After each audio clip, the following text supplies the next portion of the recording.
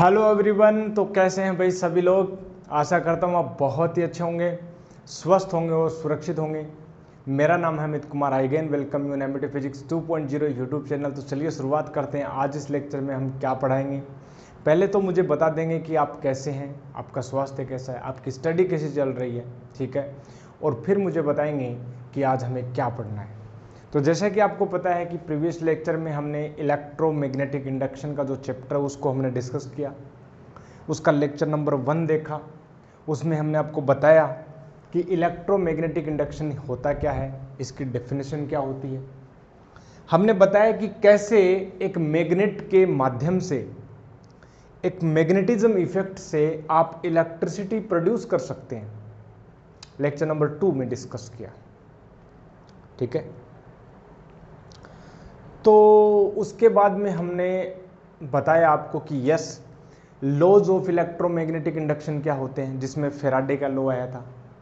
हमने बताया फैराडे के फर्स्ट लॉ के बारे में कि whenever there is a change in magnetic flux that is associated with any coil, then there will be a induced electromotive force, or we can say if the wire is closed, if the circuit is closed, then there will be a induced electric current also. So that was the first law. And what about the second law? Second law said that what will be the magnitude of induced current, what will be the magnitude of induced electromotive force. ये second law बताता है, जिसमें हमने देखा था कि ये जो इलेक्ट्रोमोटिव फोर्स है वो इक्वल होता है rate of change of magnetic flux के, ठीक है। तो ये दोनों लॉ हमने बताए, ठीक है। और हमने डिस्कस किया फैराडे के लॉ। प्यारे दोस्तों, इलेक्ट्रोमैग्नेटिक इंडक्शन चैप्टर में केवल 3 ही लॉ इंपॉर्टेंट है। फैराडे का फर्स्ट लॉ, फैराडे का second law, and third is Lenz law. Lenz law क्या बताता है, आज हम इस लेक्चर में बताने वाले हैं आपको। लेंज लॉ होता क्या है, ठीक है, वो हम बताएंगे, ठीक है प्यारे दोस्तों। ओके ओके, ठीक है। तो शुरुआत करते हैं भाई, स्टार्ट करते हैं अगेन, ठीक है, लिखेंगे। तो सबसे पहले हमने बताया था फैराडे लॉ, उसके बाद में हमने लिखाएंगे। अब आप हेडिंग डालेंगे क्या, लेंज लॉ। क्या हेडिंग डालेंगे, लेंज लॉ। प्यारे दोस्तों, लेंज लॉ क्या बताता है। Lenz law, Lenz law simply मैं बोलूं ये बताता है कि डायरेक्शन ऑफ इंड्यूस्ड करंट क्या होगी। किसी भी कोइल में जब हम उससे रिलेटेड जो मैग्नेटिक फ्लक्स है उसमें जब हम चेंज करते हैं तो उसमें इलेक्ट्रोमोटिव फोर्स जनरेट होता है, उसमें करंट प्रोड्यूस होती है। अब उस करंट की डायरेक्शन क्या होगी ये बताता है। तो आप लिख सकते हैं कि Lenz law tells the direction of induced current और induced electromotive force.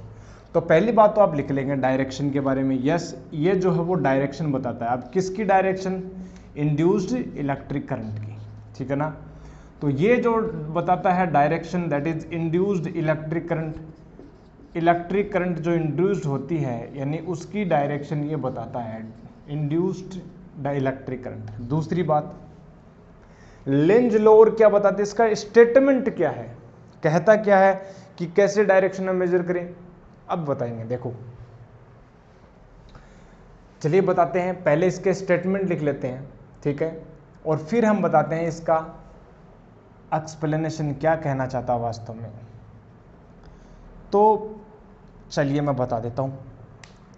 Lenz law ये कहता है कि किसी भी कोइल में जो इंड्यूस करंट आएगी वो इस प्रकार से उसकी डायरेक्शन होगी कि वो इंड्यूस्ड करंट अपने जनरेशन का, अपने प्रोडक्शन का, जिस कोज के कारण वो जनरेट हुई उस कोइल में, वो उसका अपोज करे।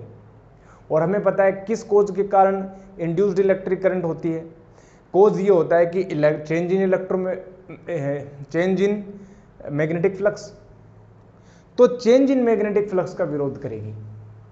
सिंपली मैं बोलूं कि यदि आप ये चाह रहे हो कि किसी मैग्नेट के माध्यम से, मान लो ये मैग्नेट है, ये कोइल है, इस मैग्नेट को जब पास लेके जाओगे तो इससे एसोसिएटेड जो मैग्नेटिक फ्लक्स वो बढ़ेगा, मतलब चेंज होगा।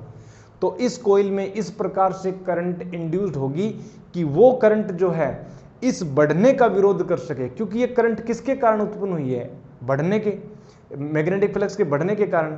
तो मैग्नेटिक फ्लक्स बढ़े ना, इसका विरोध करे, इसके लिए इस प्रकार से फैशन में, इस फैशन में या इस डायरेक्शन में जो इंड्यूस्ड इलेक्ट्रिक करंट होगी कि ये इस बढ़ने का विरोध कर सके, इस मैग्नेटिक फ्लक्स को कम कर सके। ठीक है, ठीक है, जैसे यहां पर लिखेंगे, लेकिन पहले मैं इसको बता देता हूं डायग्राम से। मान लो प्यारे दोस्तों, ये अपने पास एक कोयल है, मैं बता देता हूं अभी। ये मान लो एक कोयल है और यहां पर मैंने गैल्वेनोमीटर भी लगा दिया, ये मैंने गैल्वेनोमीटर भी लगा दिया ताकि मैं देख पाऊं। और यहां से प्यारे दोस्तों आप जो लेके आ रहे हो, क्या लेके आ रहे हो, एक मैग्नेट लेके आ रहे हो नॉर्थ साउथ। जैसे इस नॉर्थ साउथ की v स्पीड से जब आप लेके आओगे इस मैग्नेट को पास में, तो मुझे क्या पता है कि इससे एसोसिएटेड जो मैग्नेटिक फ्लक्स है वो बढ़ेगा। तो ये मैग्नेट के इस कोयल के अंदर करंट इस प्रकार से इंड्यूस होगी, इस प्रकार से प्रेरित होगी, इस प्रकार से जनरेट होगी कि अपने इस मैग्नेटिक फ्लक्स के बढ़ने का विरोध कर सके। अब ये विरोध कैसे कर सकती है, हमें पता है जब भी कोई किसी करंट कैरिंग कोयल होती है तो current carrying coil behaves like a bar magnet. तो ये जो है करंट कैरिंग कोयल जो होगी, जो करंट इंड्यूस होगी, उसके कारण वो एक बार मैग्नेट की तरह बनेगी। अब उस बार मैग्नेट का नॉर्थ पोल आएगा इस तरफ या साउथ पोल आएगा। आप ये बताओ, जब ये नॉर्थ पोल आएगा तो ये इसको रिपेल करेगा नॉर्थ पोल, और नॉर्थ जब रिपेल होगा तो क्या इसके बढ़ने का, मैग्नेटिक फ्लक्स जो बढ़ रहा था, क्या उसका विरोध हो पाया? जी हाँ, बिल्कुल, क्योंकि जब नॉर्थ पोल आएगा तो वो उसको रिपेल होगा तो वो दूर जाएगी अब ये मैग्नेट, तो मैग्नेटिक फ्लक्स बढ़े नहींगा, वो घट जाएगा। तो इस प्रकार से मैं बोलूँ कि यहाँ से मैं सामने यदि मैं मैग्नेट लेके आ रहा हूँ नॉर्थ पोल, तो इस प्रकार से जो कोयल में है जो वो एंटी क्लॉकवाइज डायरेक्शन में, मेरे ऑब्जर्वेशन के रेस्पेक्ट में वो एंटी क्लॉकवाइज डायरेक्शन में करंट फ्लो होगी, यानी कुछ इस प्रकार से करंट फ्लो होगी, और ये जो बन जाएगा वो नॉर्थ पोल बन जाएगा, ताकि ये इसका अपोज कर सके। ताकि जो कोज था, cause, what was the cause? Cause was the increasing magnetic flux through this coil. तो ये कोज था और उसका विरोध भी किया। अब मैं वापस से एक और सिचुएशन लेता हूं, सिचुएशन में एक और ले लेता हूं।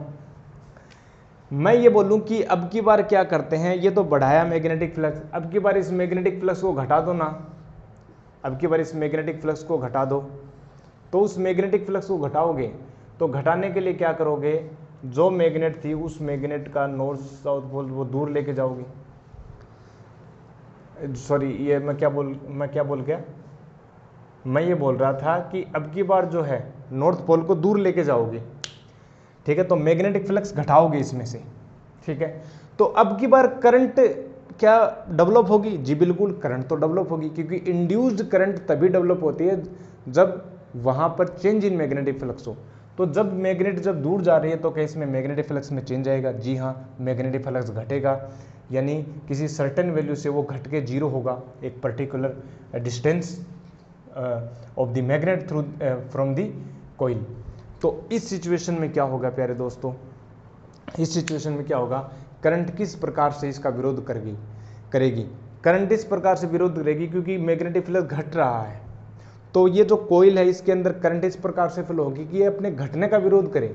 मतलब इस प्रकार से यदि मैं बोलूँ कि इसमें यदि साउथ पोल जनरेट हो जाए ना, यदि इसमें साउथ पोल हो जाए तो ये साउथ क्या करेगा, नॉर्थ को अट्रैक्ट करेगा, तो अट्रैक्ट होने से क्या होगा, ये मैग्नेट इस तरफ अट्रैक्ट होगी, तो जो मैग्नेटिक फ्लक्स घट रहा था वो बढ़ने लग जाएगा। तो हिंदी में इसको बोलते हैं कि बेटा जो है अपने बाप का विरोध कर रहा है, क्योंकि बेटा कहाँ से आया, अपने बाप से। तो कोज क्या है बेटे का? बेटे का कोज है बाप, पिताजी। तो अपने पिताजी का विरोध कर रही है या कर रहा है। तो सेम सिचुएशन यहाँ हो रही है। ये करंट जनरेट किससे हुई? इस मैग्नेट से। इस मैग्नेट, जब वो मैग्नेट पास आ रही थी तो मैग्नेटिक फ्लक्स में चेंज हो रहा था। चेंज भी दो तरीके से हो सकता है, डिक्रीजिंग और इंक्रीजिंग। इस सिचुएशन में पास आ रही है, इंक्रीज होगा। तो करंट डेवलप हुई, लेकिन करंट अब ये चाहेगी कि इस बढ़ने का विरोध करूं, तो ये एंटी क्लॉकवाइज में फ्लो होगी, जिससे नॉर्थ पोल बनेगा, नॉर्थ रिपेल होंगे तो मैग्नेटिक फ्लक्स घट जाएगा। सेम जो है यहां पर होगा, सेम यहां पर होगा। अब की बार ये घट रहा है मैग्नेटिक फ्लक्स, तो बढ़ाने का चाहेगी, ये करंट बढ़ाने चाहेगी, तो इसलिए इसके यहाँ पर साउथ पोल जनरेट हो जाएगा। तो इस प्रकार से ये जो है लेंज लॉ बोलता है, बहुत ही शानदार नियम है, बहुत ही अच्छा नियम है। ठीक है, चलिए हम इसको कंक्लूड करते हैं एक पर्टिकुलर स्टेटमेंट में। क्या कर सकते हैं, ये डायरेक्शन देता है, हमें पता लेंज लॉ क्या देता है, डायरेक्शन देता है, तो लिख लेते हैं जल्दी से। तो इसको कंक्लूड करते हैं, इसको एक स्टेटमेंट में देखिए लिखेंगे, the direction of induced current, the direction of induced current in a coil flows या produced, ठीक है, या produced in such a manner या in such a way that it resists या it opposes the cause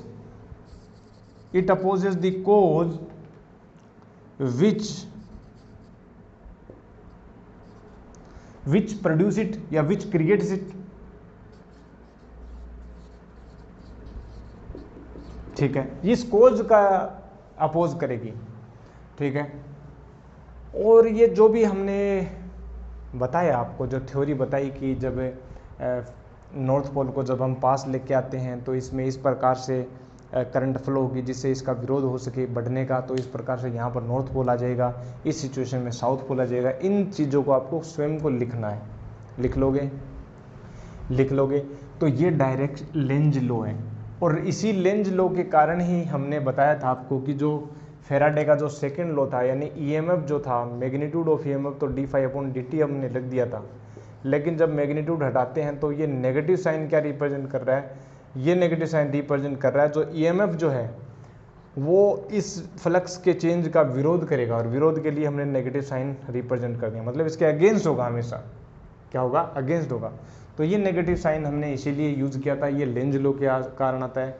कोई पूछे कि exam में आ जाए कि why what does this negative sign represent here, so simply we say that this occurs only because of the Lenz law. ठीक है, तो ये लेंज लॉ है। अब इम्पोर्टेंट एक बहुत ही अच्छा बात आती है कि Lenz law and energy conservation. ठीक है, वो क्या है, चलिए लेंज लॉ और एनर्जी कंजर्वेशन में हम अच्छा सा आपको डिटेल से बताते हैं, लेकिन इसकी थ्योरी आपको स्वयं को लिखना है प्यारे दोस्तों, क्योंकि अभी मैं लिख नहीं सकता, नेक में प्रॉब्लम चल रही है, पेन चल रहा है, तो मैं इतना सक्षम हूँ नहीं कि अभी लिख दूँ। हाँ, मैं बोल भले ही सकता हूँ, लेकिन इतनी टिपिकल इसकी लैंग्वेज है नहीं।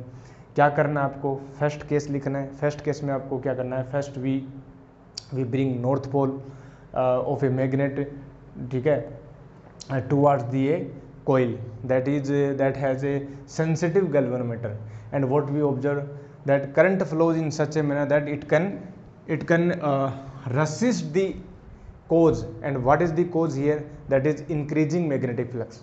So it develops the north pole, the coil develops the north pole, ठीक है, towards the north pole of the magnet, so that it can decrease the increasing magnetic flux. तो ये नॉर्थ पोल हो गया।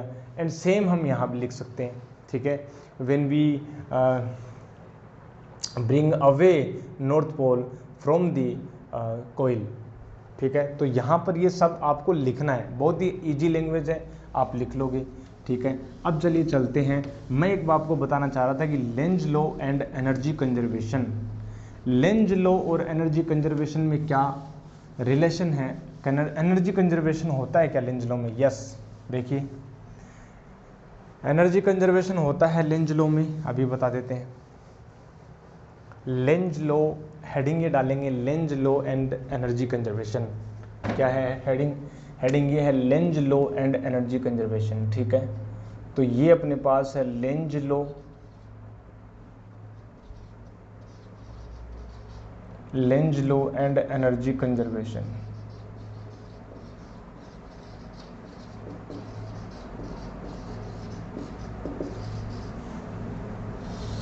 Lenz law and energy conservation. ठीक है, जल्दी से लिखेंगे इसको, हेडिंग को।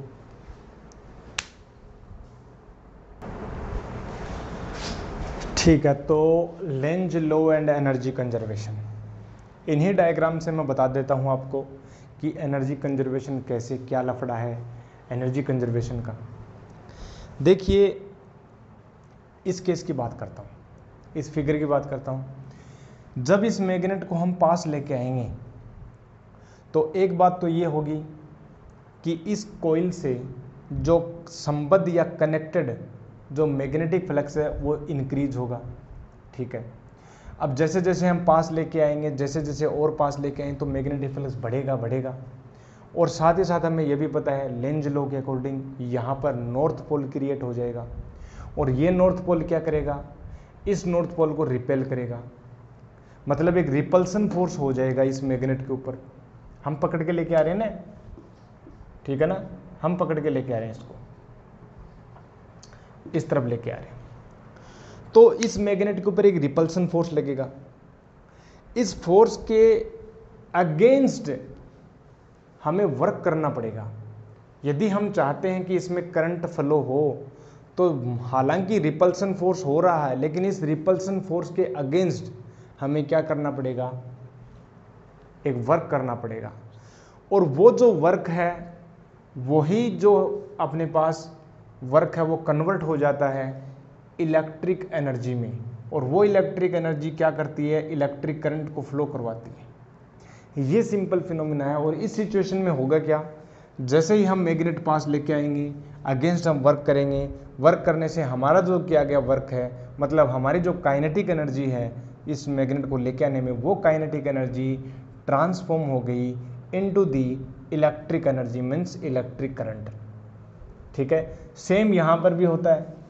ये तो हम लेके आ रहे थे against the force of repulsion, और यहाँ पर क्या होगा, यहाँ पर साउथ पोल हो जाएगा। जब हम दूर लेके जाएंगे मैग्नेट को, तो साउथ पोल क्या करेगा, इसको अट्रैक्ट करेगा। तो अट्रैक्शन फोर्स के अगेंस्ट यदि हम दूर लेके जाना चाहते हैं, तो हमें जो है वर्क करना पड़ेगा इस अट्रैक्शन फोर्स के अगेंस्ट। अगेन क्या होगा, अगेन ये होगा कि हमारे द्वारा जो किया गया कार्य है, यानी जो वर्क है, वो कन्वर्ट हो जाता है इनटू द इलेक्ट्रिक एनर्जी, और वो इलेक्ट्रिक एनर्जी किस रूप में आती है, इलेक्ट्रिक करंट के रूप में। ये सिंपल फंडा है। इसका मतलब क्या मैं ये बोल सकता हूँ कि यहाँ पर भी एनर्जी कंजर्वेशन वैलिड है। यस, लेंज लॉ जो है एनर्जी को सपोर्ट करता है, एनर्जी कंजर्वेशन को सपोर्ट करता है। यस, यहाँ पर जो है एनर्जी कंजर्वेशन का जो फिनोमेना है वो वैलिड है। तो यही है एनर्जी कंजर्वेशन। ठीक है, तो ये सारा एनर्जी कंजर्वेशन में आप सारा लिख सकते हैं कि हमें जो है the work done against the force of repulsion और force of attraction is converted into the electric energy, means electric current. So here mechanical energy, या बोलूँ kinetic energy is transforming into the electric energy, यानी electricity.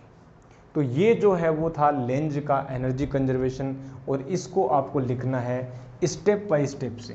ठीक है, पहला आप diagram बनाएंगे, ये वाला डायग्राम, फिर आपको इसके बारे में लिखना है, फिर अट्रैक्शन फोर्स की बात करूँ तो ये वाला डायग्राम, और बाद में कंक्लूजन ये लिखना है कि जो हमारे द्वारा किया गया कार्य है वर्क डन, ठीक है, against the force of attraction repulsion और force of attraction, that work is converted into the electric energy और electric current in the coil. बस इतना सा लिखना है। सो ये अपने पास हो जाता है energy conservation and Lenz law. तो यहाँ तक हमारा कंप्लीट हुआ फैराडे लॉ। ठीक है, फैराडे के जितने भी लॉज थे वो हमने बताए, 2 लॉज थे। लेंज लॉ हमने बताया। हमने इस चैप्टर की स्टार्टिंग में इंट्रोडक्शन बताया कि ईएमआई का जनरेशन, यानी ईएमआई जो है वो अस्तित्व में कैसे आई। ठीक है, माइकल फैराडे, जोसेफ हेनरी ने उन्होंने एक्सपेरिमेंट किया था। क्या क्या रिवर्स इफेक्ट भी हो सकता है, क्या कन्वर्जन इफेक्ट भी हो सकता है, क्या किसी मैग्नेट से भी इलेक्ट्रिसिटी हम जनरेट कर सकते हैं क्या। हमें पता था उस समय कि बायोट सावर्ट ने, या मैं बोलूँ कि हमारे पास जो ओरेस्टेड साहब ने एक्सपेरिमेंट करके बताया था कि yes, electricity can produce magnetism. तो कन्वर्ज इफेक्ट में माइकल फैराडे और जोसेफ हेनरी ने बोला क्या मैग्नेटिज्म भी प्रोड्यूस कर सकता है electricity, and we finally reached at that point that yes, we can say yes, there is a generation of electricity by the help of magnet. ठीक है, तो ये सारा फिनोमिना है, फंडा रहेगा इलेक्ट्रोमैग्नेटिक इंडक्शन में। आगे जो हम इसकी एप्लीकेशंस पढ़ेंगे, जैसे मोशनल ईएमएफ हो गया, या मैं बोलूँ कि इलेक्ट्रिक जनरेटर हो गया, वो सारा जो एप्लीकेशन है वो इसी ईएमआई के अंदर आएगा। ठीक है, तो इतना ही शॉर्ट वीडियो रखते हैं, छोटा ही रखते हैं, क्योंकि जो नेक्स्ट जो टॉपिक है दैट इज इमोशनल ईएमएफ, वो नए सिरे से शुरुआत करते हैं। अच्छा टॉपिक है, तो आज के लिए बस इतना ही रखते हैं। प्यारे दोस्तों, मैं आपसे मुलाकात करता रहूँगा नेक्स्ट लेक्चर में। तब तक के लिए क्या करना है, stay healthy, stay happy and keep taking healthy food. I will meet you next lecture. Thank you very much.